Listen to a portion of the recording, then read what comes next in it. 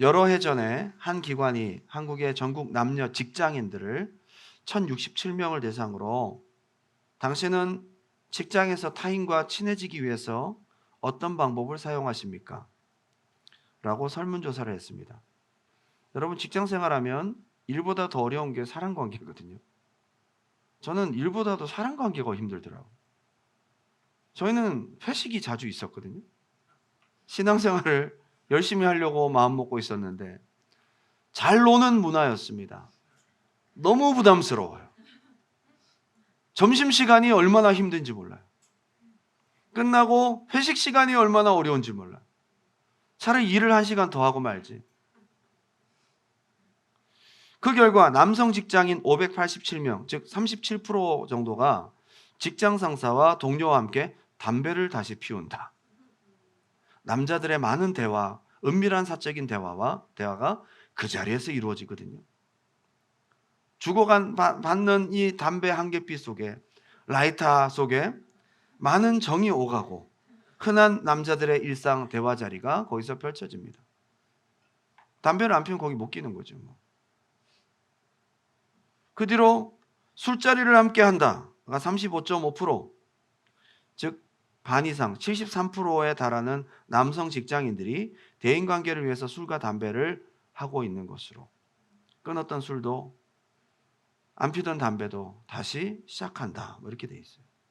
밥을 같이 먹는다 15.8%, 직장 동호회나 취미 활동을 함께 간다 한 10% 정도가 됩니다. 기타가 2.5%. 원활한 대인관계를 위해서 싫지만 다른 사람의 눈치를 살피고 하기 싫은 것도 억지로 참으면서 직장 생활 때문에 참 이게 해나가야 된다는, 참 먹고 살기 힘들다, 그죠? 일도 피곤하고 힘들지만 많은 사람들의 의견이 사람이 더 힘들다는 거예요. 그 외의 방법 말고는 없을까요? 다른 부분에 있어서 좀 더 내가 점수를 따기 위해서 일단 미운 틀 박히지 않으려고, 동료뿐 아니라 특히 윗사람에게 인정받으려고 가장 먼저는 지각하지 않고 성실한 태도, 책임감 있는 태도를 보여주려고 하죠. 자기 분야에서 기술적으로도 잘하려고 노력하고 자기 개발을 끊임없이 해야 됩니다.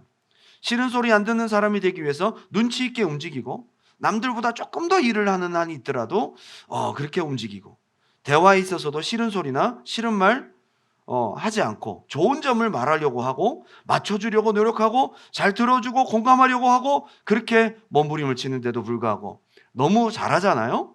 너무 열심히 하잖아요. 그러면 또 무시합니다. 굳은 일 힘든 일 다 시킵니다. 만만하게 본다 이 말이에요. 어떻게 하라는 거야? 여기서는 다른 인종, 다른 문화와 공감대를 형성하고 심지어 언어의 장벽까지 극복해야 되니까 소처럼 더 많이 일을 해야 된다. 참 힘들어요, 그죠? 왜 그렇게 대인관계를 잘해야 될까요? 이게 직장 생활하는 데 있어서 나의 행복에 깊이 관여를 하고 있다라고 생각하기 때문입니다. 예를 들면 직장 상사나 관계를 잘 하지 못하면 회사 생활이 부담스럽죠. 불편한 사람들하고 같이 하루 종일 있어야 됩니다. 점심시간도 괴롭고요. 매일매일이 괴로울 수 있죠. 그러니까 내가 편하려고 관계를 잘해야 되는 거죠. 진급에도 문제가 생길 수 있고, 어떤 기회가 올 때에 나보다 더 관계를 잘하는 사람에게 기회가 넘어가기도 합니다. 이게 현실이에요. 고로 대인관계를 잘하기 위해서 노력을 기울입니다. 어찌 보면 자신에게 유익을 줄 수 있는 사람과 관계를 잘 맺고 싶어하는 것이 인지상정이다. 마찬가지로 크리스찬들은 하나님과 관계를 잘 맺고 싶어합니다. 그죠? 그래야 교회 생활, 믿음 생활 잘할 수 있잖아요. 하나님은 세상의 모든 자원을 소유하고 계시며 우리의 육체적 질병과 고통, 그리고 마음의 아픔까지도, 우리의 모든 현실의 문제까지도 능히 해결하실 수 있는 우리 신앙의 대상이기 때문에 하나님과의 관계를 잘해야 되는 것이죠. 열왕기상의 핵심 개념이 뭐냐 하면, 하나님이 나라와 개인의 흥망성쇠, 생사화복을 주관하시는, 한번 따라합시다, 주권자시다. 우리 영혼 몸의 삶에 절대적인 영향을 끼치시는 생명의 주체이시다. 그분과의 관계가 굉장히 중요하죠. 그래서 그분을 인정하고 그분의 길로 따르고 여호와 보시기에 악을 행하지 않고 여호와께서 주신 언약과 말씀을 따라 다윗의 길로 행하면 복을 주신다는 것이 열왕기상의 주제다 이 말이에요. 그래서 이런 하나님의 주권을 아는 사람들은 자신이 어려운 처지에 놓였을 때 하나님과의 관계를 돌아보고 가장 먼저 점검하는 것입니다. 오늘 여로보암 이야기를 하려고 합니다. 이 사람은 은혜 받은 사람입니다. 여로보암이 체험이 있어요, 없어요? 많습니다. 하나님의 선택과 은혜를 받은 사람입니다. 하나님 말씀의 신실하심을 몸소 체험한 사람입니다. 하나님의 절대적 주권을 확인하고 경험했습니다. 솔로몬의 나라가 어떻게 부강해지고 쇠퇴하는지를 눈으로 똑똑히 지켜보았습니다. 하나님이 하셨습니다. 그리고 그 이유도 아이야 선지자를 통해서 다 들었고 그 말씀대로 자기가 왕이 된다는 이야기를 실제 경험한 사람입니다. 진짜 자기처럼 출신 성분도 좋지 않고 자격 없는 자가 왕이 되었어요. 기적 아니에요? 엄청난 기적이죠? 솔로몬이 자기를 죽이려고 찾았을 때 이집트로 갔는데 하나님 보호하십니다. 이 사람은 체험이 많은 사람이에요. 솔로몬이 죽은 뒤에도 북이스라엘 사람들이 자기를 잊지 않고 애국으로 피신한 자기를 잊지 않고 리더십으로 불러주었습니다. 이거 다 기적이죠. 말도 안 되는 모든 일들이 하나님 말씀하신 대로 그대로 성취된 것을 본인이 삶으로 경험하게 됩니다. 체험이 있습니까? 없습니까? 이 사람 신앙 좋을 수 있어요. 그럼에도 여로보암은 하나님과 관계가 전혀 없는 사람이에요. 이렇게 체험을 많이 하고도 이렇게 은혜를 경험하고도 하나님과 관계가 없는 사람이 될 수 있다. 우상숭배자. 하나님과의 관계가 성립되지도 않고 발전하지도 않고 있는 사람이다. 저는 그 사람이 오늘 연구 대상이에요. 오늘 본문의 여로보암은 하나님 살아계시고 하나님 역사하신 일이라고 볼 수밖에 없는 충격적인 말씀의 역사를 실제 경험합니다. 자기 손이 그 자리에서 말라가지고 그죠? 굽혀지지도 않고 노스로 만든 제단이 그 자리에서 쪼개져 버렸어요. 이건 도끼로 찍는다고 되는 것도 아니에요. 하나님 말씀의 능력으로 현장에서 이 제단이 쪼개지는 것을 눈으로 목격합니다. 재가 막 쏟아지는 것을 봅니다. 이 기적 아니에요? 엄청난 일이죠? 와, 이 엄청난 대박 사건을 경험하고도 여로보암은 하나님과의 관계가 없는 사람. 오늘 우리의 관찰 대상이다. 여로보암 묵상하면서 왜 하나님과의 관계에 발전이 없을까? 왜 이 사람은 신앙의 성장과 변화가 없을까를 생각하게 되었습니다. 오늘 여로보암이 하나님의 사람에게 말했던 결정적인 이야기가 있습니다. 자기 굳어버린 손을 다시 정상으로 돌아오게 해달라고 뭐라고 얘기한지 아세요? 네 하나님 여호와께 기도해서 이것 좀 고쳐줘 라는 얘기를 합니다. 여로보암은 자기 하나님이 있어요, 없어요? 없습니다. 이게 오늘의 제목입니다. 네 하나님 여호와께 기도해라. 자기 하나님 없어요. 오늘 여러분에게도 여러분의 하나님이 없고 옆에 있는 사람의 하나님, 여러분의 셀장의 하나님, 여러분을 전도한 사람의 하나님, 여러분 부모님의 하나님, 그건 아닌가를 한번 생각해 보셨으면 좋겠습니다.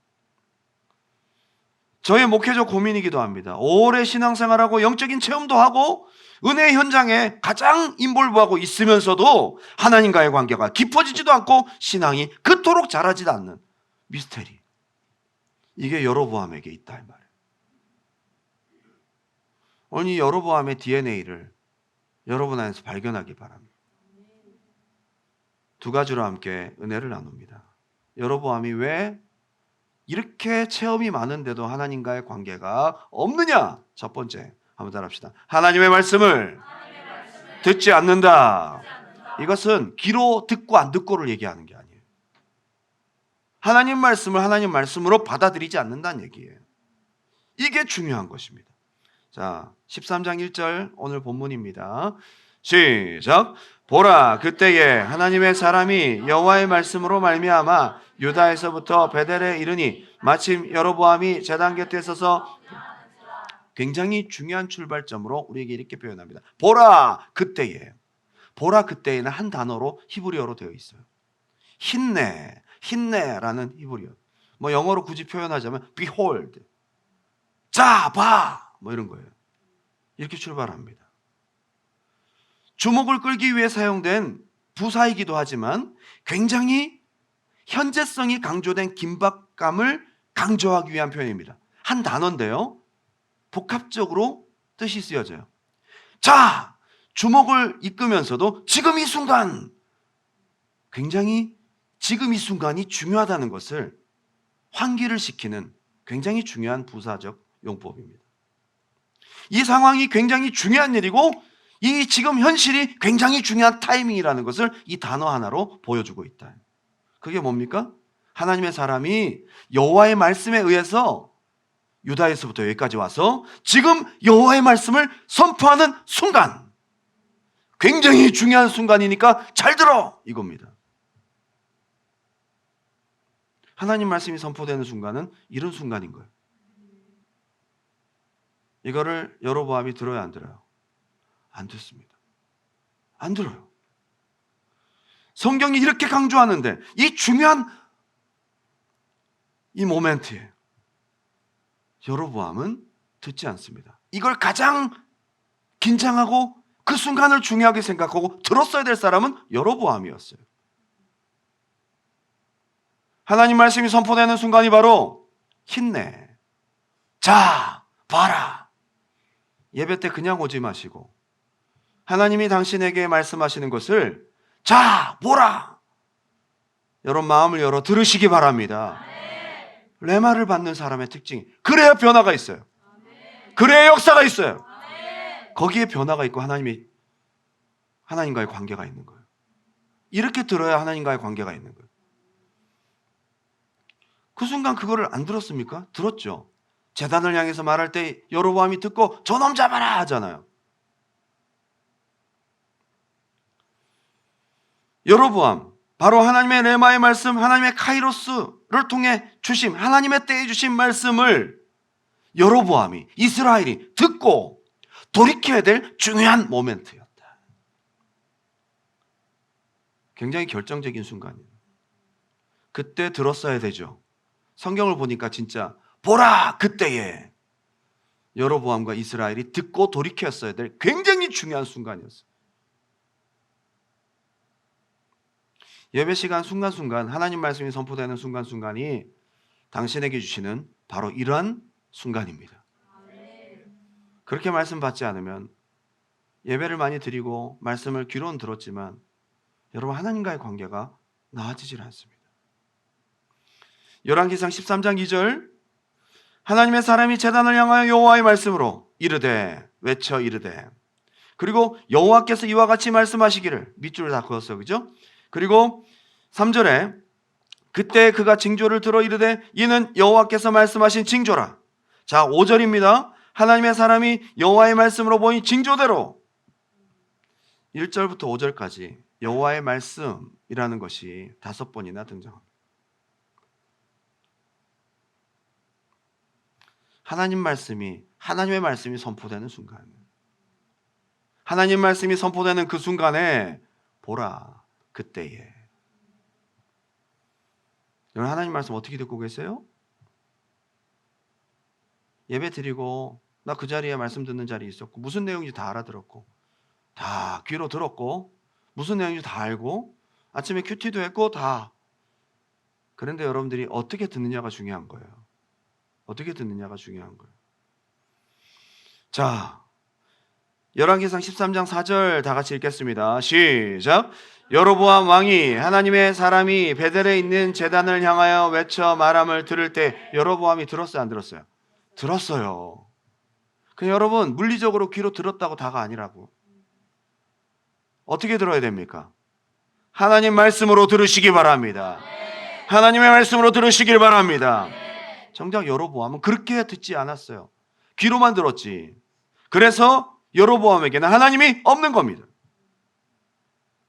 다급한 자기의 순간이 왔을 때 하나님을 찾을 하나님과의 관계가 전혀 없는 거예요. 이렇게 체험도 많고 이렇게 은혜도 경험한 사람이 막상 문제를 만나니까 자기가 자기의 하나님에게 구할 아무런 관계가 없는 거예요.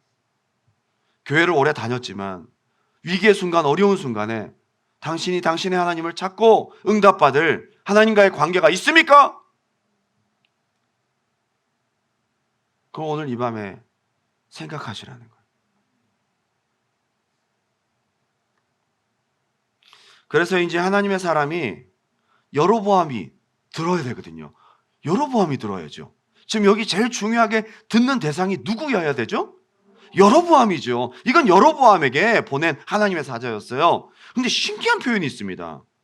자, 열왕기상 13장 2절 다시 읽겠습니다. 여로보암에게 말하는지 누구한테 말하는지 한번 들어보세요. 2절, 하나님의 사람이 누구를 향해서? 제단한테 말을 해요. 여로보암한테 얘기 안 해.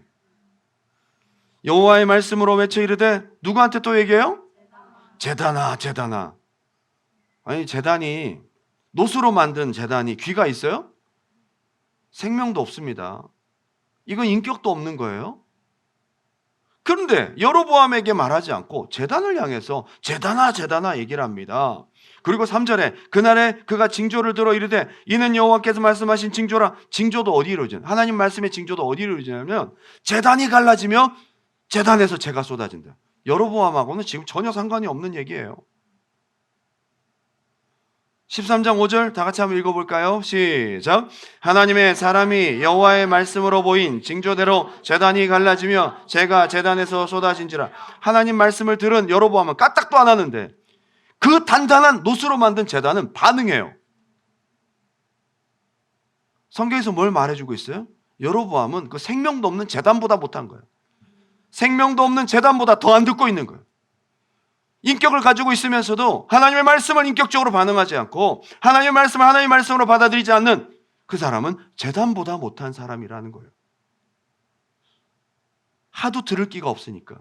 그 자리에 있었던 인격을 가진 수많은 이스라엘 백성들과 여로보암마저도 인격을 가진 사람인데 생명 없는 제단보다도 들을 기가 없으니까 하나님이 어디다 말씀하시는 거예요? 제단에다 말씀하시는 거예요.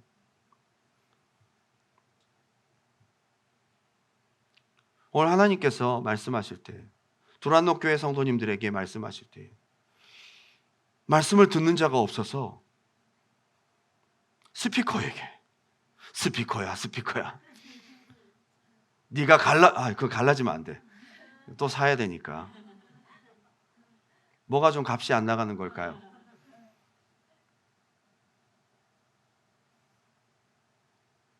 시간 하나님이 말씀하실 대상들이, 귀가 열린 대상들이, 성령이 교회들에게 말씀하실 때 들을 수 있는 대상들이 많이 있어야 된다. 너무 중요한 거죠. 여로보암 그리고 이스라엘 백성들은 제단보다 못한, 들을 귀가 없는, 듣고도 움직이지 않고 변화되지 않는 귀가 막힌 사람들과 반대 개념을 가진 사람이 여기 하나님의 사람이라고 등장합니다. 이 사람은 자기 이름도 부각되지 않습니다. 오직 하나님 말씀만 부각시키는 사람입니다. 하나님 말씀을 철저히 듣고 먹지도 마시지도 않는 강행군을 실행합니다. 철저히 순종합니다. 여로보암의 엄청난 제안도 단칼에 거절합니다. 하나님의 사람은 무엇만 듣고 움직여요? 하나님 말씀만. 어쩌면 여로보암과 이스라엘에게 보여주시는 또 하나의 징조입니다. 하나님 말씀을 듣고 움직이는 사람. 이게 지금 여로보암과 이스라엘 백성들이 받아들이고 생각했어야 될 이슈였다. 오늘 하나님이 들을 귀 없는 사람들에게 말씀하시지 않고 어쩌면 자연에 말씀하시고 수많은 재앙과 기후변화, 말세의 징조를 통해 생명도 없는 천지 만물에 말씀하시고 있는지도 모릅니다. 주님 다시 오신다고 아무리 얘기해도 안 듣고 전혀 나와 상관없는 말씀으로 생각하고 마지막 때에 나태하고 게으르며 깨어 기도하지 않고 있는 하나님의 백성들이 수없이 있지만 그들에게 말씀하지 않고 천지 만물에 말씀하시는 걸 수도 있어요. 여러분, 하나님 말씀 듣고 계십니까? 당신의 귀는 말씀 앞에 열려 있습니까? 그래야 여러분이 하나님과의 관계가 있는 겁니다. 지난 주일 저는 2부 청년 예배가 끝나고 충격에 휩싸였습니다. 예배에 앉아있는 반 이상의 많은 청년들이 하나님을 예배하지도 말씀을 경청해서 듣지도 않는다는 영적인 감동을 느꼈습니다. 말씀이 튕겨져 나옵니다. 예배의 불신과 무감각, 사모함이 없는 무기력의 영들이 가득 역사하고 있었습니다. 이대로 가면 영영 그들과 하나님과의 관계가 없는 죽은 신앙이 되겠구나. 너무 두려웠습니다. 지금까지 우리 교회가 수없이 예배를 드렸지만 지난 2부 예배만큼 그렇게 예배가 올라가지 않고 하나님 말씀이 튕겨져 나온 것은 처음이었습니다. 성령이 역사하시는 교회, 성령이 운행하시는 예배가 되려면 성령이 교회들에게 하시는 말씀을 들을 수 있는 귀가 열려야 된다 이 말이에요. 잘 긴장하시기 바랍니다. 보라 그때에 여러분들이 하나님의 말씀을 들을 수 있는 깨어있는 영의 귀가 있기를 주님의 이름으로 축원합니다. 그 사람이 하나님과의 관계가 있는 사람입니다. 두 번째는 여로보암에게 없는 것. 한번 따라합시다. 체험이 하나님과의 관계로 이어지지 않는다.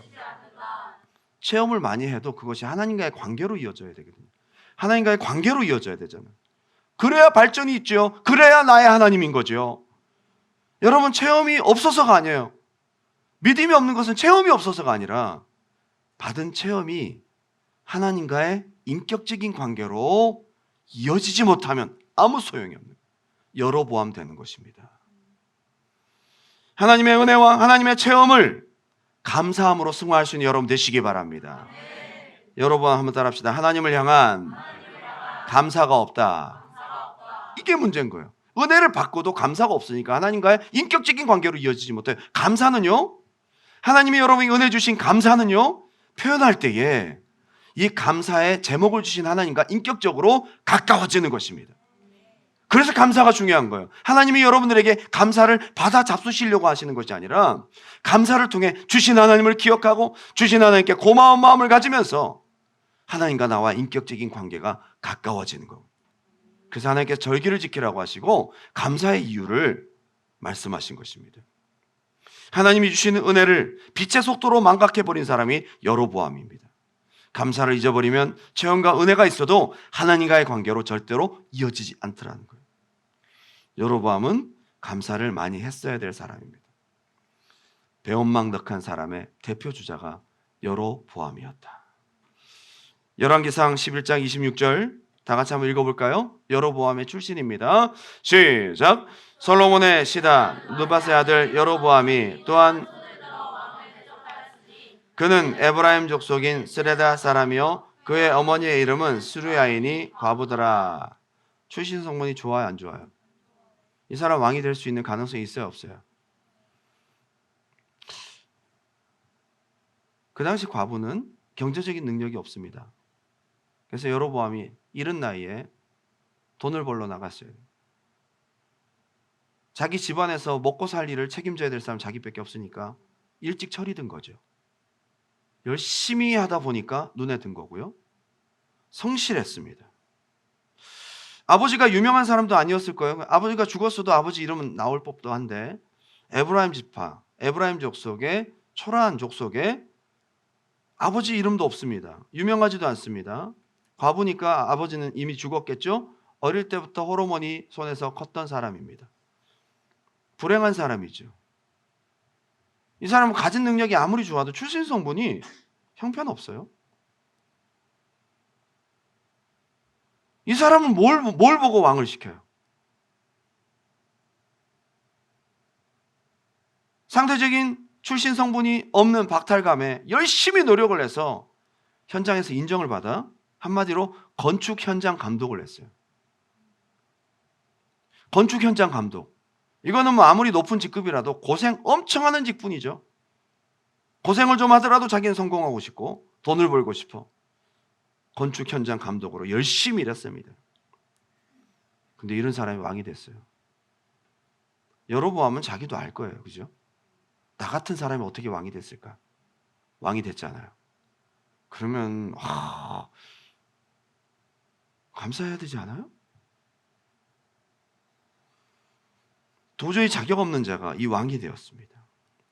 심지어 12개 지파 중에 10개 지파나 자기에게 하나님 붙여주셨습니다. 가슴 속에 감당 못할 감사가 북받쳐야지 정상이죠. 여로보암은 감사가 없었습니다. 참 보면요, 다윗은 감사가 있었습니다. 사울에게 그렇게 쫓겨다녔음에도 불구하고 그렇게 고생을 많이 했는데 다윗의 감사 기도로 유명한 구절이 사무엘하 7장이거든요. 그때 자기가 통일왕국 왕이 되고 가장 마음이 쓰이고 가장 하고 싶었던 것은 하나님의 언약궤를 둘 성전을 짓는 것이었습니다. 내가 이런 사랑을 받아도 되나? 난 이렇게 좋은 백향목 궁에 거하는데 내게 은혜 베푸신 하나님의 언약궤는 여전히 천막에 있네? 감사한 마음이 북받쳐 올라서 나만 이렇게 있을 수 없지. 하나님을 위해서 성전을 지어야 되겠다 해서 선지자 나단에게 얘기를 했고 선지자 나단은 하나님의 응답을 다윗에게 전달합니다. 그 응답을 받고는 다윗이 이렇게 고백해요. 사무엘하 7장 13절, 18절 다 같이 한번 읽어볼까요? 사무엘하 7장 18절 제가 읽어드립니다. 다윗 왕이 여호와 앞에 들어가 앉아서 이르되 주 여호와여 나는 누구이오며 내 집은 무엇이기에 나를 여기까지 이르게 하셨나이까. 다윗에게 감사가 있어요, 없어요? 이게 신앙의 사람이죠. 그러니까 다윗은 하나님과의 관계가 있는 거예요. 하나님과의 관계가 있는 거예요. 어려운 중에서도 하나님과의 관계가 있는 거예요. 솔로몬도 1000번째 끝나고 꿈에 하나님이 나타나셨습니다. 솔로몬이 뭐라고 얘기하죠? 아버지를 왕으로 세우시고 나 같은 자를 왕으로 세워주셨나이다. 감사가 있습니다. 그래서 1000번째도 감사 때문에 한 거죠. 하나님 앞에 감사한 마음으로 1000번째를 한 거죠. 그 감사하신 하나님 앞에 잘하고 싶어서 듣는 마음을 달라고 그는 기도합니다. 솔로몬의 마음속에는 감당할 수 없는 감사가 있었기 때문에 그런 철든 기도를 할 수 있었던 거예요. 여로보암은 자격이 제일 안 되는 사람이 이 큰 왕이 되었음에도 불구하고 감사가 없습니다. 열왕기상 11장 27절에 33절 보면요, 솔로몬 제위 시절에 좀 똘똘하니까 리더의 위치로 세웁니다. 건축 현장 감독을 맡겼어요. 그래도 왕은 택도 없습니다. 자기는 왕이 될 수가 없어요. 힘든 노동을 하다가 잠깐 쉬는 시간에 선지자 아이야를 길에서 만납니다. 그 선지자 아이야가 어쩐 일인지 모르겠지만 여로보암을 보자마자 자기 갖고 있는 겉옷을 12조각으로 찢었어요. 그리고 10조각을 가지라고 얘기를 합니다. 이 사람이 왜 그러지? 10조각을 딱 가졌더니 하나님께서 10개 지파를 너에게 주실 거다. 너 왕이 될 거야. 충격적인 얘기입니다. 여러분, 왕이 안 됐어도 그 말만 들어도 얼마나 흥분이 됐을까, 그죠? 자격 있어요? 자격 없죠? 하나님의 전적인 일방적인 은혜입니다. 열왕기상 11장 40절 다 같이 한번 읽어볼까요? 시작. 이러므로 솔로몬이 여로보암을 죽이려 하매 여로보암이 일어나 애굽으로 도망하여 애굽 왕 시삭에게 이르러 솔로몬이 죽기까지 애굽에 있으니. 아멘. 지금 이 사람은 뭔가 번지수를 잘못 찾았어. 이집트로 도망갈 게 아니지. 왜냐? 이집트 바로의 딸이 솔로몬 와이프예요. 이집트로 가면 어떻게 되죠? 바로 소환입니다. 여러분, 중국 공안한테 잡히면 대한민국으로 올 가능성이 높을까요? 북한으로 갈 가능성이 높을까요? 북한으로 갈 가능성이 높죠. 애굽한테 잡히면 솔로몬한테 그냥 처형입니다. 그런데 여긴 솔로몬의 구역임에도 불구하고 하나님이 그를 지켜주십니다. 보호하십니다. 기적이에요. 자기가 왕이 된 것도, 자격 없는 자기에게 은혜 주신 것도, 죽을 수 있는 환경 속에서 지켜주신 것도 다 하나님이 하신 거예요. 여로보암이 사람이면 감사해야죠. 여로보암 감사가 있어요, 없어요? 없습니다. 감사가 없는 사람이 하나님과의 관계가 없는 거예요. 열왕기상 14장 6절입니다. 그가 문으로 들어올 때에 아히야가 그 발소리를 듣고 말하되 여로보암의 아내여 들어오라. 네가 어찌하여 다른 사람인 채 하느냐? 내가 명령을 받아 흉한 일을 내게 전하리니. 이게 무슨 얘기냐? 14장에 넘어가 보면 여로보암의 아들 아비야가 병에 들어 죽게 됐어요. 그래서 그제서야 생각합니다. 내가 왕이 되라고 예언했던 그 아히야 선지자에게 찾아가야 되겠다. 근데 내가 가긴 좀 체면이 안 서고 부인한테 변장을 시켜서 거기 보내요. 보내면서 이 선물을 좀 갖고 가서 그 사람한테 주면서 좋은 예언을 들으라고 그렇게 보냅니다. 그렇게 보냈는데 오히려 그 아들이 죽을 거다라고 아히야 선지자를 통해서 얘기를 해요. 그걸 변장을 했지만 아히야 선지자가 너 왜 다른 사람인 채 변장했어? 너 여로보암 와이프지? 라고 맞췄어요. 그런데 여기서 하나님께서 아이야를 통해서 주신 말씀이, 잘 들어보세요. 7절. 가서 여로보암에게 말하라. 이스라엘 하나님 여호와의 말씀이 내가 너를 백성 중에서 들어 내 백성 이스라엘의 주권자가 되게 하고 나라를 다윗의 집에서 찢어내어 네게 주었거늘 너는 내 종 다윗이 내 명령을 지켜 전심으로 나를 따르며 나 보기에 정직한 일만 행하였음과 같지 아니하고 내 이전 사람들보다 더 악을 행하고 가서 너를 위하여 다른 신을 만들며 우상을 부어 만들고 나를 노엽게 하고 나를 내 등 뒤에 버렸도다. 자, 여기 하나님의 서운함이 있어요, 없어요? 은혜 베풀었는데 너 나 배신했어. 내가 이렇게까지 은혜를 베풀었는데 너는 날 배신하고.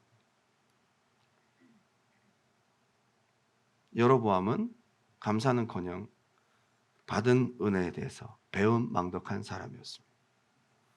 그런데 중요한 것은 이 말씀조차도 그에게 회개할 기회를 주지 못해요. 안타까운 일인 거죠. 여러분, 이번 주일은 추수감사주일입니다. 공교롭게도 감사절기가 겹쳤네요. 너무 여러분 신앙의 중요한 절기입니다. 받은 은혜를 감사로 붙들 때에 주신 하나님과의 관계가 발전하고 하나님 안에서 신앙, 여러분의 하나님이 되는 것입니다. 여로보암이 이게 없는 거예요. 그렇게 많은 체험을 하고도 왜 자기 하나님이 없느냐? 그래서 다른 사람에게 자기 급한 기도 제목을 부탁할 정도로 자기가 하나님을 찾을 수 있는 관계가 전혀 되지 못하고 있는 겁니다. 감사가 없기 때문에. 체험을 아무리 많이 하고 은혜를 아무리 많이 경험해도 그것이 감사로 승화되지 않고 하나님과의 관계가 가까워지지 않는다면 그 체험은 그때뿐인 것입니다.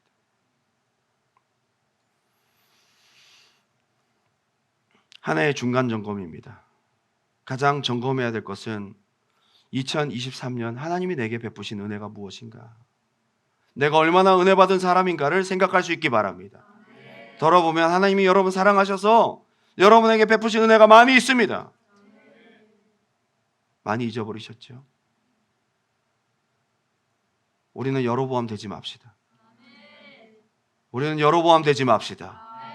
여러분, 여로보암 되기 쉽습니다. 은혜 체험하고도 감사하지 않으면 여로보암 되는 것입니다. 여로보암이 천하의 나쁜 놈 같지만 결국 받은 은혜를 감사로 하나님께 올려드리지 않으니까 이렇게 되는 거예요. 감사를 찾는 밤이 되시길 주님의 이름으로 축원합니다. 열왕기상 13장 6절 다 같이 읽겠습니다. 시작. 왕이 하나님의 사람에게 말하 이르되 청하건대 너는 나를 위하여 네 하나님 여호와께. 여로보암에게는 자기의 하나님이 없다. 저는 이 가운데 모태신앙, 옛날부터 하나님 많이 경험하고 은혜를 체험하고 수련회 때 방언도 받았고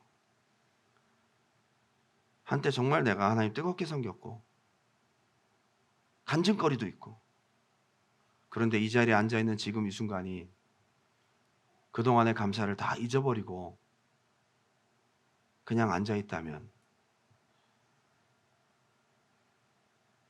여러분과 공통점을 한번 찾아보시기 바라요. 한번 더 합시다. 하나님에 대한 인식이 없다. 감사가 없고 인식이 없죠. 한마디로 하나님이 없는 거예요. 체험하고 은혜 받고 그때뿐인 거죠. 감사가 없고 체험하는 그 순간에도 하나님에 대한 인식이 없어요. 이 체험을 누가 주신 거예요? 하나님이 주신 거거든요. 여러분, 의외로 되게 잊어버리기 쉽습니다. 아비야가 중병이 들었습니다. 아까 얘기했죠. 그래서 여로보암이 솔로몬 밑에 있을 때 자기에게 자기 옷 12조각을 찢으며 10조각을 주면서 북이스라엘 왕이 될 것을 예언했던 아이야 선지자를 그제서야 기억합니다. 평상시에 가만히 있다가 어려운 순간이 생기니까 그때 다시 하나님 참,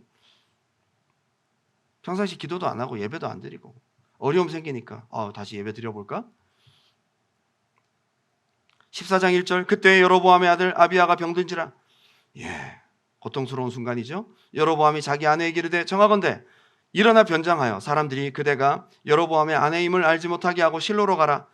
거기 선지자 아이야가 있으니 그는 이전에 내가 이 백성의 왕이 될 것을 내게 말한 사람이니라. 여로보암이 하나님을 왜 안 찾아요?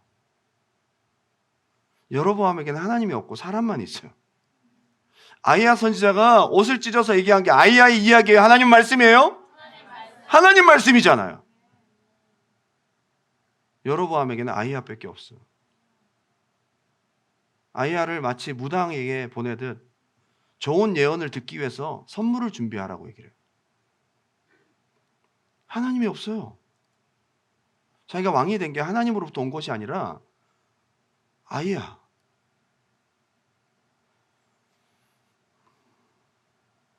하나님 말씀 생각하지 않고 사람을 찾습니다. 자기 아내를 보내면서 변장을 시킵니다. 이중적이고 가증스럽습니다. 이런 상황에서 끝까지 하나님과의 자기와의 관계를 돌아보기보다는 정치적인 입장과 체면만 생각합니다. 자기가 금송아지 2개 만들었잖아요. 베델과 다네. 금송아지를 통해서 북이스라엘을 하나로 모으려고 종교적 신념을 만들었어요. 그런데 자기 아들이 죽게 생기니까 그것도 가짜인 거 알아. 금송아지는 가짜야. 가봐야 소용이 없다는 거 본인도 알고 있습니다. 이것은 자기의 정치적 입장, 종교적 입장을 체제를 구축하기 위해서 만든 하나의 우상이고 가짜인 거 압니다. 금송아지 찾지 않잖아요. 아이야 찾으러 가라잖아요. 그러면서 자기 와이프가 들키면 자기가 그동안 외쳤던 금송아지가 우리 이스라엘의 신이다 라고 했던 것들에 대한 금이 갈까 봐 이걸 조심시키죠. 아이야에게는 하나님이 없는 것입니다. 여러분, 회개도요, 하나님이 가장 우선이 될 때 진짜 회개가 됩니다. 하나님께로 돌아가는 여러분 되시기 바랍니다. 지금 당장 눈앞에 있는 문제만 해결하려고 하면 이 회개가 아니라는 말이에요. 지금 당장 눈앞에 문제만 해결하려고 하지 하나님과의 관계는 없는 것입니다. 안타까운 것이죠. 3절, 그대의 손에 떡 10개와 과자와 꿀 한 병을 가지고 그에게로 가라. 왕이 직접 선물 포장했어요. 왕이 먹는 꿀, 왕이 먹는 떡, 과자. 시골에 있는 선지자가 어떻게 이런 걸 먹어봤겠어요? 그래서 선지자가 이걸 먹고 눈이 번쩍 뜨일 거야. 연세가 드셨으니 달달한 걸 좋아하실 거야. 그래서 연세 드신 아이야가 좋아할 만한 것들을 전부 챙겨가지고 아주 고급 선물을, 뇌물성 선물을 가지고 가게 합니다. 이렇게 좋은 선물을 가지고 가면 죽게 생긴 아들에게 좋은 얘기를 해줄 거야. 자기 선물을 하고 복채를 주면 선지자가 좋은 얘기 해주고 원하는 답을 나에게 해줄 거야. 하나님 있어요, 없어요? 없어. 끝까지 하나님이 없는 거예요.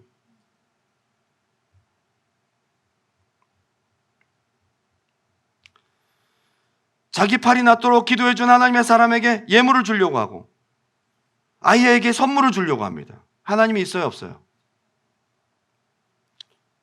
하나님이 없습니다. 저는 이걸 보면서 여로보암에게 뭐가 문제일까 생각해 봤어요. 여로보암은 어떻게 보면 안 보이는 건 인정하지 않는 사람이에요. 영이신 하나님, 영적인 거 인정하지 않습니다. 여로보암에게는 현실만 있어요. 눈에 보여지는 현실이 중요해요.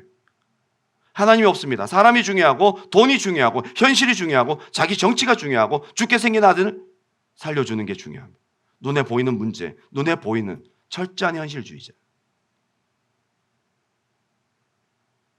너무 지나친 현실주의자는 하나님과의 관계가 가까워지지 않더라고요. 하나님도 보이는 금송아지로 형상화시켰습니다. 보이지 않는 것은 인정하지 않는 사람이에요. 보이는 사람, 보이는 문제, 보이는 예물. 여로보암은 철저한 현실주의자, 유물론적 신앙. 결정적일 때 하나님이 없는 겁니다.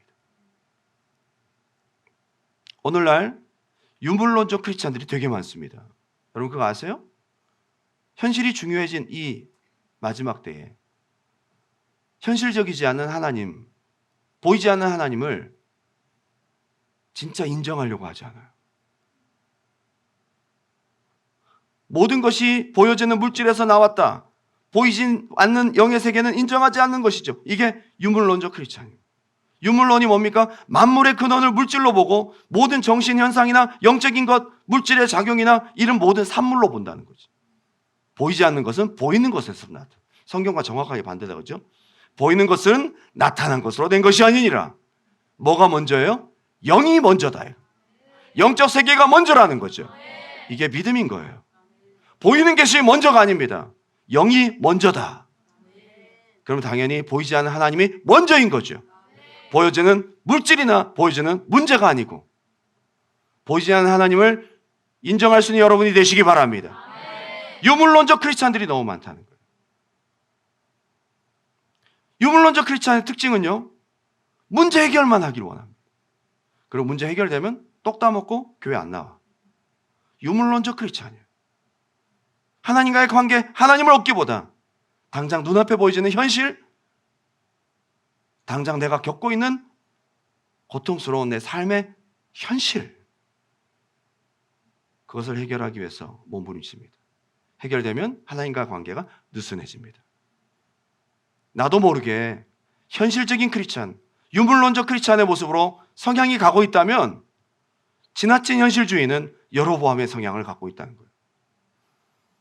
안 보이는 거 인정하지 않죠. 좀 극단적인 것 같이 보이지만, 영을 인정하는 것 같지만 여러분 중요하게 영적 세계를 비중을 두지 않아요. 우선으로 생각하지 않는 거죠. 오늘날 유물론적 크리스찬의 신앙은 상당히 많습니다. 교회를 다니지만 영의 세계에 대한 관심이 별로 없어요. 천국 지옥 나중에 얘기해요. 당장 눈앞에 바쁘고 벌어먹기 살고 살기 힘든 현실만 내 눈앞에 가득한 것이죠. 그러니까 보이지 않는 하나님을 얻고자 하는 간절함과 갈망은 찾아볼 수가 없는 것입니다. 여러분 왜 사모하지 않는지를 잘 보십시오. 하나님을 왜 사모하지 않는지, 왜 하나님을 갈망하지 않는지 가만히 보십시오. 안 보이니까. 당장 내 삶의 현실 가운데 하나님이 내게 사랑과 은혜를 주신다고 해도 달라질 것은 별로 없어 보이니까 어느새 나는 현실의 비중이 커져가고 있는 거예요. 영이신 하나님을 찾는 여러분 되시기 바랍니다. 한번 따라 합시다. 하나님은 영이시니 예배하는 자가 영과 진리로. 예. 근데 영과 진리로 예배하지 않고 현실이 중요하니까 예배가 뜨뜻미지근한 거죠. 간절함이 없는 거죠. 당장 하나님에 대해서 와닿지도 않고 보이지도 않으니까 당장 눈앞에 있는 문제만 생각하는 거예요. 여로보암의 모습이다 이 말. 저는 여로보암을 연구하면서 오늘날 많은 사람들이 여로보암적 신앙을 살아가고 있어요. 믿음이 성장하지 않는 거죠. 말씀을 그렇게 많이 들어도 그렇게 많은 체험을 해도 나의 하나님이 없어요. 저와 여러분이 생각하고 경계해야 될 여로보암의 DNA다. 유물론적 크리스찬, 현실주의적 신앙인의 특징은 하나님이 주신 신령한 은혜, 체험이 있다 해도 한번 따라합시다. 그때뿐이다. 그때뿐인 거죠. 막 기도하다가 하나님 주신 내가 너를 사랑한다. 현실하고 별로 관계가 없죠. 막 은혜를 주시고 성령의 감화 감동이 막 은사를 주시고 막 소원을 주시고 막 꿈을 주시고 이상하게 그것이 그렇게까지 기쁘지 않고 그렇게까지 비중이 있지 않고 다시 내가 돌아가 살아가는 현실이 더 중요하기 때문에 또 잊어버리고 살아가는 거예요. 오늘날 많은 사람들이 여기에 속한다고 저는 봅니다. 영의 사람 되시기를 주님의 이름으로 축원합니다. 영의 사람, 예배자가 영적인 사람이 돼야 된다. 보이는 것보다 보이지 않는 하나님을 더 중요하게 생각하고 가장 중요하게 생각하고 나아갈 때에 나의 하나님이 있는 것입니다. 너는 잠언 3장 5절입니다. 잠언 3장 5절 6절 다 같이 한번 읽어볼까요? 시작. 너는 마음을 다하여 여호와를 신뢰하고 내 명철을 의지하지 말라. 너는 범사에 그를 인정하라. 그리하면 네 길을 지도하시리라. 어떻게 언제 인정하라고 하나님을? 하나님 보여요? 안 보이죠? 하나님 잡혀요? 하나님 어디 계세요? 어디 계세요? 하나님 여러분 사랑한다 하시면 여러분 삶이 바뀌어요?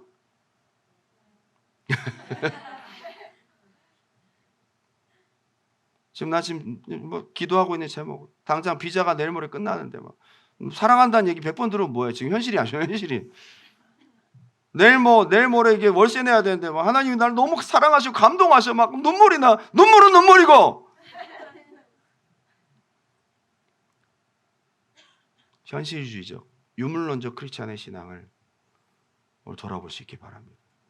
거룩한 것을 개에게 던지지 말고 진주를 돼지에게 던지지 말고, 하나님은 보이지 않는 것을 더 귀하게 생각하세요. 보이지 않는 신령한 은혜를 진주와 거룩한 것이라고 생각하세요. 현실적인 지나친 유물론적 크리스찬의 신앙은 좋은 걸 줘도 좋은 것을 받아들이지 않는, 하나님이 좋은 신령한 것을 신령한 것으로 볼 수 있는 눈이 없는 상태란 말이에요. 큰 은혜를 받았어도 그때뿐인 신앙이 될 수밖에 없다. 결론을 맺으면서 오늘 새벽에 장덕성 대표랑 통화를 했습니다. 최근에 우리 새벽에 기도 제목 올렸잖아요. 아버지가 식도암으로 지금 암이 다 퍼져가지고 이제 임종일만 기다리고 있습니다. 병원에서도 이미 손을 뗐고요. 치료할 수가 없는 단계가 되었습니다. 장덕성 대표는 아버지가 고침받고 병 고침받고 그것보다 더 중요하게 생각하는 것은 아버지가 예수 믿고 구원받게 해달라. 아버지는 절대로 예수 믿을 사람이 아니라 강팍한 사람이라. 전도하려고 여러 번 노력했는데도 안 되더래요. 하나도 안 들어가요. 그런데 여러분, 우리가 새벽에 합심해서 기도했고 본인도 기도하고 함께 기도한 사람도 있었잖아요. 아버지가 눈물을 흘리면서 예수님을 영접하셨대요. 보이는 사람, 병이 중요하고 병고침이 중요하다면 눈물을 흘리고 예수 믿은 게 이렇게 생각할 수 있겠지만, 영이 중요하고 하나님이 중요한 사람은 이것보다 이게 더 크다고 생각하는 거예요. 이 모든 것이 누가 하셨다? 하나님이 하셨다. 교회 등록도 했대요. 기도의 응답이라고. 너무 감사하다고. 두란노 교회 기도, 장 대표님이 있는 서울교회 기도, 대구교회 기도, 불이 붙기 시작했어요. 지난번에 4월 달에 우리 여기 두란노 교회 8주년 때 와서 함께 말씀도 나눴잖아요. 그리고 그동안 닫혀 있었던 기도문이 일주일 만에 열려버렸어요. 가서는 기도 모임을 만들었고 온라인으로 대구 목사님과 함께 기도 모임, 지금 기도의 물길이 지금 계속 타오르고 있습니다. 중요한 것은 기도의 불길이 살아나기 시작하면서 보이지 않는 하나님의 역사가 막 나타나기 시작하는데, 그동안 아무리 본사 건물을 팔려고 했는데 안 팔리다가 이번에 팔렸잖아요. 본사 건물 매각. 그러다 빚을 다 갚았고요. 내일 여러분 생각나시면 기도했어요.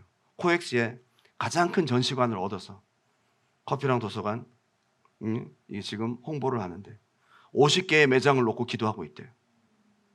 그리고 기도를 했더니 하나님이 역사하십니다. 맨하탄에서도 연락이 와서 커피랑 도서관을 열겠다고. 그래서 제가 얘기를 했습니다. 토론토가 먼저라고. 제가 장 대표님이랑 얘기하면서 도전을 받은 게 뭐냐, 우연히 된 게 절대로 아니고 하나님이 확실히 하셨고 기도를 통해 역사하셨다라는 뿌리를 분명히 알고 있어요. 눈앞에 뭐가 된 게 중요한 게 아니고 이걸 누가 하셨다? 하나님이. 보여지는 것은 보이지 않는 영적 세계 속에서 먼저 일어나고 있었고 그건 하나님이 하셨다. 이 사람이 하나님과 깊어지는 사람이에요. 하나님께 감사하는 사람이에요. 나의 하나님이 있는 사람이란 말이에요. 기도 들으시고 역사하신 하나님과 더 가까워지고 친밀해지고 있어요. 한 가지 더, 우리 새벽 기도 구수진 사모님의 아버님이신 구영선 목사님께서 뇌에 물이 차는 수종이 있으셔서 10월 5일에 검진을 받습니다. 수술하지 않고 깨끗이 낫도록 기도해 주십시오. 이걸 놓고 저희가 일주일이 넘게 기도를 했습니다. 놀라운 일이 일어났어요. 아버님이 뇌압과 안압이 높으셔가지고 너무 고통 가운데 계신 뿐만 아니라 가다가 자꾸 이유 없이 쓰러집니다. 그래서 자꾸만 주님이 나를 데려가시면 당신은 어떡하냐 라는 자꾸 유언적인 얘기를 하셨어요. 검사를 받았습니다. 5일에 건국대학교 병원에서 5가지 검사를 받았는데 4가지 검사의 결과가 나왔습니다. 너무 감사한 것은 뇌에 물이 차지 않았어요. 정상이라는 결과가 나왔습니다. 근데 한 가지만 10월 말에 다시 검사를 하는데 중요한 검사입니다. 기도해 주세요. 그래도 나는 지금 그동안 아팠는데 나는 이것 때문에 죽을 것 같았는데 검사 결과는 정상이다. 시원치 않잖아요. 근데 확실히 달라진 게 있어요. 뇌압과 안압이 높아서 머리가 너무너무 아팠는데 우리가 새벽에 기도 제목을 내놓고 기도한 지 일주일 전부터 이 통증과 고통이 급격하게 줄어들었어요. 이때 유물론적 크리스찬, 현실주의적 크리스찬들은 내가 아프다가 안 아픈 것에 감사하고 안 아프다 라고 할지 모르겠지만 그래도 목회를 하신 분이라 뿌리를 정확하게 아시더라고요. 누가 하셨냐? 하나님이 하셨다. 하나님께 감사하고. 왜 이렇게 되었냐? 두란노 교회에서 일주일 전부터 기도했기 때문에 그렇다. 이렇게 보이지 않는 영적 세계를 인정하고 하나님을 인정하고 감사를 찾는 사람들은요, 나의 하나님과 점점 가까워지고 어떤 상황 속에서도 나의 하나님이 확실히 있는 사람입니다. 그냥 된 게 아니라 한번 따라합시다. 하나님이 하셨습니다. 보이지 않지만 하나님의 일하심, 하나님의 절대 주권을 인정하고 나아갈 때에 여로보암의 신앙이 아닌, 불신앙이 아닌 나의 하나님이 확실하게 있는 믿음의 사람이 될 줄 믿습니다. 우리 마지막 찬양하고 기도할게요. 어쩌면 오늘 우리가 함께 나눴던 말씀들은 당연한 이야기인지 모르겠습니다. 그런데 여러분, 당연한 것이 우리의 삶 가운데 실천되지 않는다면 당연한 거 아니에요. 너무 당연한 것인데 이렇게 살지 못하는 크리스찬들이 너무나 많다는 거예요. 오늘 저와 여러분이 각성하고 하나님의 말씀을 하나님의 말씀으로 듣고 변화될 수 있는 저와 여러분이 되었으면 좋겠습니다. 하나님에 대한 신의식이 있길 바랍니다. 내게 은혜 주셨다면 그 은혜를 누가 주셨냐? 하나님이 주셨다. 감사할 수 있는, 하나님을 인정할 수 있는 여러분 되시기 바랍니다. 항상 모든 상황 속에서 하나님의 하나님 되심을 인정하고 나아가는, 보이지 않는 하나님을 보이는 현실보다 더 크게 여기는 믿음의 사람 되시기 바라요.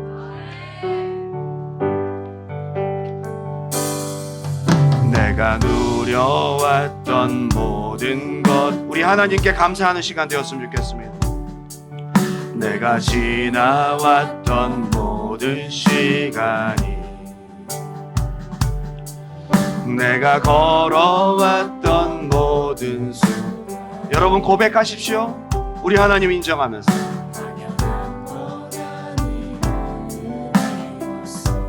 아침 해가 뜨고 저녁에 노을, 봄의 꽃향기와, 여러분 모든 것이 다 당연한 것 같습니다. 변하는 계절의 모든 순간, 우리 하나님의 은혜입니다. 당연한 것 아니라 은혜요. 모든 것이 은혜, 모든 것이 우리 하나님을 인정하십시오. 우리 하나님 보이지 않지만 살아계시고 우리에게 생명과 삶을 주신 주권자 하나님이십니다. 당연한 것 하나도 없었던 것을 모든 것이 은혜. 내가 이 땅에 태어나 사는 것, 어린아이 시절과 지금 우리가 숨쉬고 살아가는 모든 것, 숨을 쉬며 살며 꿈을 꾸고, 고백하십시오. 하나님입니다. 하나님의 은혜입니다.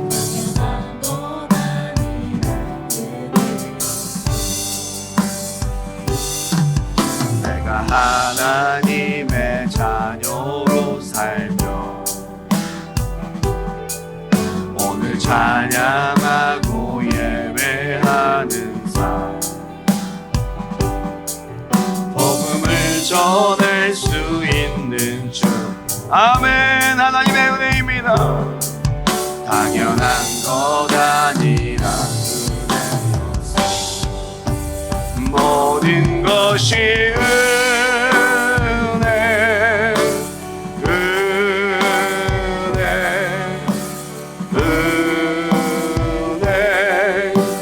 한없는 은혜 내 삶에 당연한 것 하나도 없었던 것을 모든 것이 은혜 우리 믿음으로 고백합니다. 모든 것이 은혜 이 시간 보이지 않지만 우리에게 은혜 베푸신 하나님을 찬양할 수 있기 바랍니다. 인정할 수 있기 바랍니다. 내 삶에 당연한 것 하나도 없었던 것을 모든 것이 은혜 모든 것이 은혜 모든 것이 은혜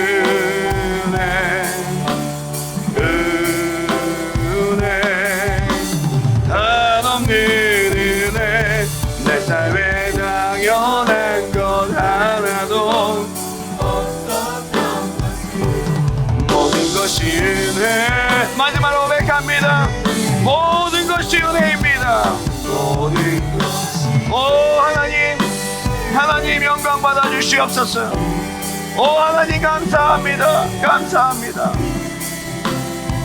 오 하나님 감사합니다. 내 삶에 당연한 것 하나도 없었던 것을 모든 것이 은혜였소. 오늘 밤에 여러분의 인식 속에 흐려졌던 하나님이 다시 뚜렷해지기 원합니다. 하나님 은혜잖아요. 2023년 안에 하나님의 은혜 가운데 왔잖아요. 지금 이만큼 내가 건강하게 살아있는 그 하나님의 은혜 당연한 것 아닙니다. 보이지 않는 하나님을 인정하지 못하고 살았던 나의 삶 용서하여 주시고 내 눈앞에 있는 문제와 삶의 현실에 내 눈과 마음이 가서 보이지 않는 하나님의 크신 은혜와 구원과 사랑을 내가 놓치고 살았던 나의 어리석음을 용서하여 주시옵소서. 하나님 내 속에 여로보암 DNA가 사라지게 도와주시고 그동안 내가 하나님의 말씀을 하나님의 말씀으로 경외하고 듣지 못했던 것 내가 크게 여기지 못했던 거 용서하여 주시옵소서. 이 시간 우리의 마음을 열어 하나님을 경외하고 하나님께 영의 길을 열며 하나님 앞에 영의 눈을 열어 하나님의 은혜와 사랑 하나님의 존재 하나님의 구원을 우리가 감사함으로 하나님을 인정함으로 나아가는 이 밤이 되길 바랍니다. 우리 주님의 이름 한번 뜨겁게 부르고 기도합니다.